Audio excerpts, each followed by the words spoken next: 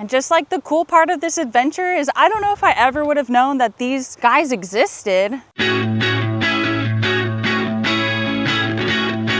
This year I'm visiting every state park in Texas, and today we're at our 10th one, Village Creek State Park. 10, can you believe it? Oh my God, it's about dang time.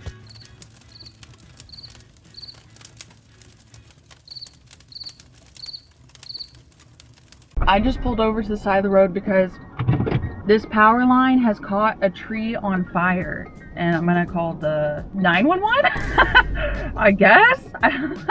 I feel like emergency. We're gonna do that. 911, what's your emergency? Hi, I'm on road 421 right now, and there's a tree that looks like it was caught on fire by the power line. Okay, yeah, my partner's getting the fire department en route. What is your name? Emma. I'm heading towards Sour Lake, a little before it looks like Sap Graveyard Road. Yeah, we have an address for it. Okay, perfect. Okay, thank you. Thank you. Oh.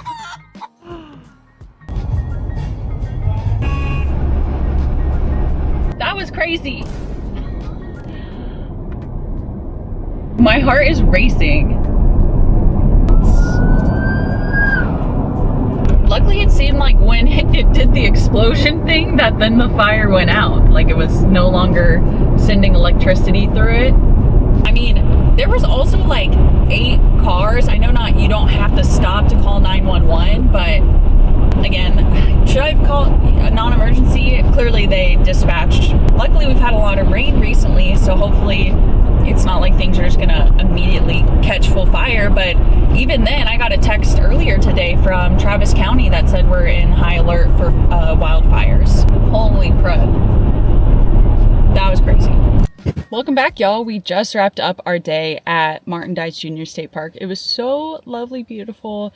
I think one of my favorites up until this point this year on this little adventure. And right now we're about to head to Village Creek State Park. So literally from park to park. Hopefully there's something good we can stop on the way there. We're heading into Lumberton. I know in the last video I said Beaumont, but I have a feeling some Lumberton people are gonna be like, that's not in Beaumont. And you're right. But we're heading down south, straight shot. So let's get this party started. Y'all, I just ordered an iced Americano. It was like $3.50. In Austin, it's pretty good too. We stopped at Village Creek Coffee in Silsbee. Never been here before. When you're living out of your truck, there's just too much stuff in your truck. Village Creek State Park. 13 minutes. Alrighty, we're almost there. I'm hungry. Do I eat or do I just push through? I'm gonna have some eggs, some boiled eggs. I have some banana bread, some protein bars.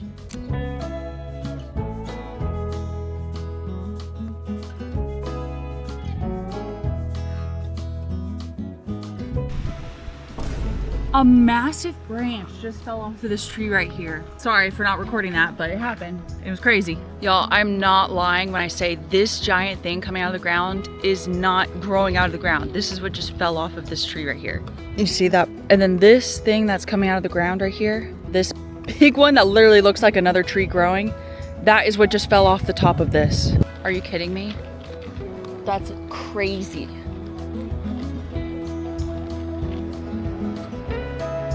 These are the coolest little pines I have ever seen. I was thinking that I was probably going to have to Google what longleaf pine looks like because I wasn't sure. And I think it's pretty obvious now that I see these little babies. Their pine needles are so long. Look at them, they look so majestic. I don't know. I don't think I've ever seen those before. Or I definitely have at least not and realized that they were different. I mean, this is a great comparison. So I'm guessing, again, don't quote me, I'm not a master naturalist yet, maybe one day. Like this looks more like our loblolly, and then this one clearly has all these very long pines coming out of it. So one of the biggest conservation stories going on at Village Creek currently is the restoration of these longleaf pines. At one point, these pines were covering millions of acres of land across the southeastern United States. So this area right here definitely appears to be their recent prescribed burns. I mean, you can see all the black patches and all these little things that have now been burnt back. Oh, and then they're flagging all the little pines. That's what the flags are for. I mean, I knew obviously they were flagging something. Look at how many there are. How cool. Krusty Krab pizza. It's so windy. What? It was just a leaf. Okay, you got some tall boys over here. They are so cute and fuzzy looking. Look, this one's close to the trail. And so these pines used to be a part of their own longleaf pine sort of savanna ecosystem. But like the story that we have heard time and time again over the last few weeks is we had the timber boom, we started doing more agriculture, and more people started moving into these areas. I am here. I thought I was on the longleaf trail. So I must have, because this is the slaw loop, and that says this one goes this way, right? So then that would be this. So if this is this, then this is the water oak trail. And he said, check out the water oak trail because this one you can see more of the pines like 20 years after some restoration. So let's go do that. And so over time, we destroyed almost the entirety of these longleaf pine savannas. Just a little bit of their ecosystems still remain. There's like the one lone tall boy right there. And it's important to note that typically these types of ecosystems are able to restore themselves, but when we do things like fire suppression and use the wrong kind of chemicals for herbicides and log, they struggle to come back. And so this area is one of the few last remaining areas of this longleaf pine savanna. Theoretically, it could be stretching all through East Texas and even further. And so you can see too, it's not just these pines, but also those little brown grasses that are also typically a part of this ecosystem. I think this is a great example of this park is probably well known for, again, kayaking and fishing, but to be able to walk through an active restoration site to me is something that a place should be known for. It feels hopeful. It's exciting to see that the money that the parks earn through either admission or our own taxpayer dollars are going towards bringing some of these ecosystems back to life. And just like the cool part of this adventure is I don't know if I ever would have known that these guys existed. I had never in my 29 years of life seen them before, and then let alone about the cool work that's going on over here. It's just all pretty neat.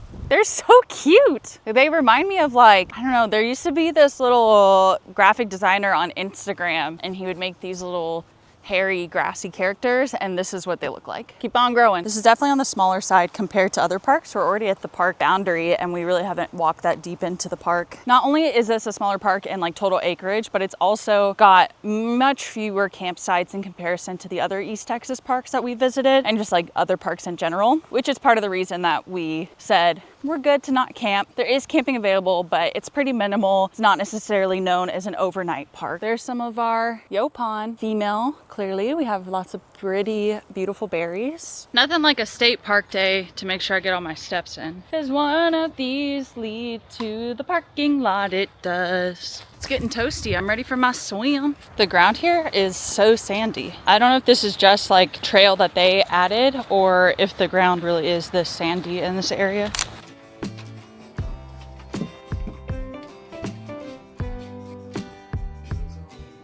Seems like the only swimming area is this one right here where you put your kayak in. If you do take a look at this map, really only this part and then part of like the creek side camping sites that actually are on the creek itself.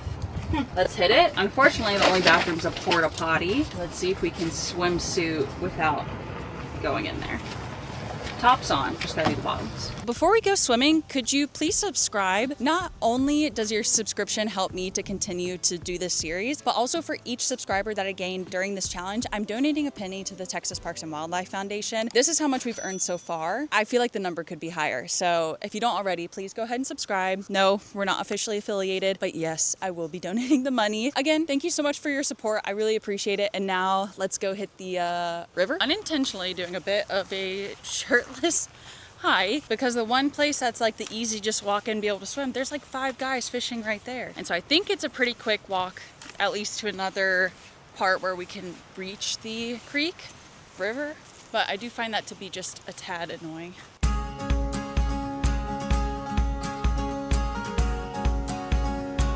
Village Creek is actually considered one of the cleanest and least altered rivers in Texas.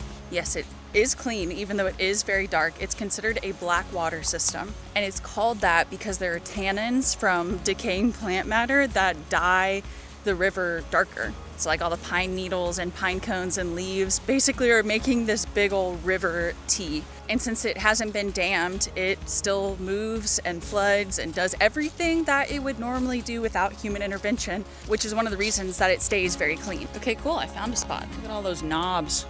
But blackwater systems tend to be more sensitive to disturbance, which is why it's really important that we continue to protect areas like this. I'm looking forward to my swim and I'm trusting it, but I don't like when you can't see what's going on in the water.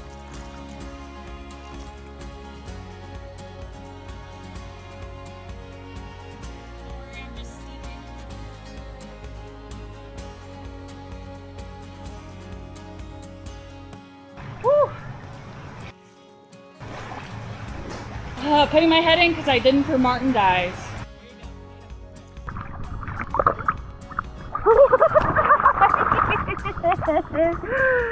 Too many things in the water. Too many things. Too many things. Too many things. Too many things. One last dip and then it's time to go home. We came, we swam, we hiked, we learned about conservation, so I think that makes this a wrap on our 10th state park in this challenge to visit every state park in Texas in 2026. We do have one more state park on this East Texas trip that I'm doing currently.